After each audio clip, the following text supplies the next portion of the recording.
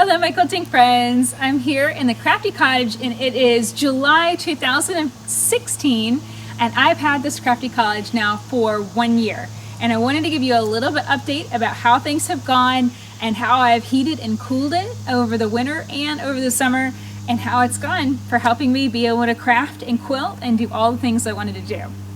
So the first big update is we finally finished the porch. I put up the railing and that helps simply because a lot of times I come out here with my arms full of stuff and I always need to put my glass of water down before I can open the door. So that's been helpful. And then I've decorated the front by putting a big painted quilt block on the front of the barn. This I painted with just exterior latex paint and I just mapped it out with using painter's tape and was able to paint it. So it was a super simple project and I think it adds such a nice bright block to the surface. So now let's head inside and I'll share with you just how things have gone and changed over the seasons.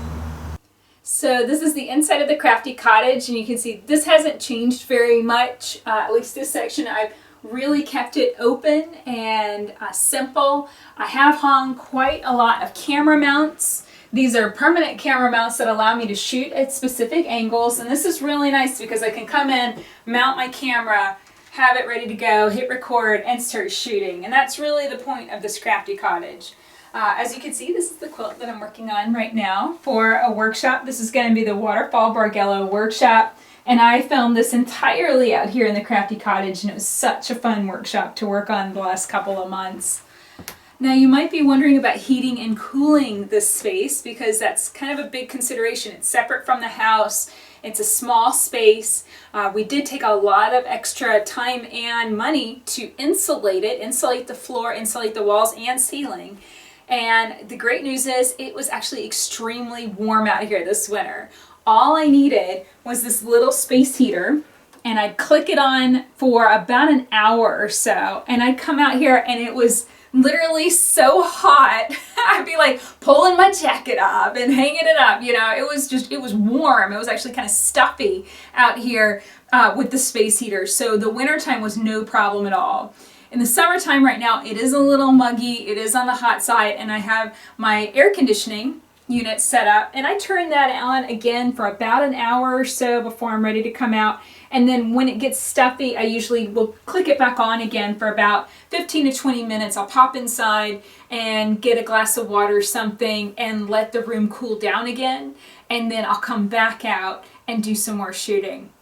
Now, of course, the room is pretty junky. This is just my normal state of mess. I've just acquired a lot of stuff out here, and I'm always adding more thread, more stuff. And of course, I always like to change out my necklaces and my shirts, and so I brought those out here.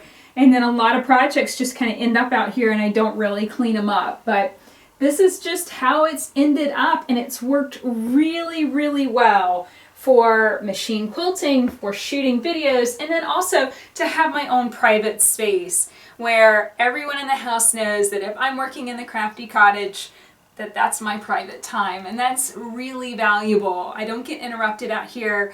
I'm able to get my work done, but I'm also able to have that quiet space just to myself, and that's been extremely valuable. So I hope that you've appreciated this little update to the Crafty Cottage.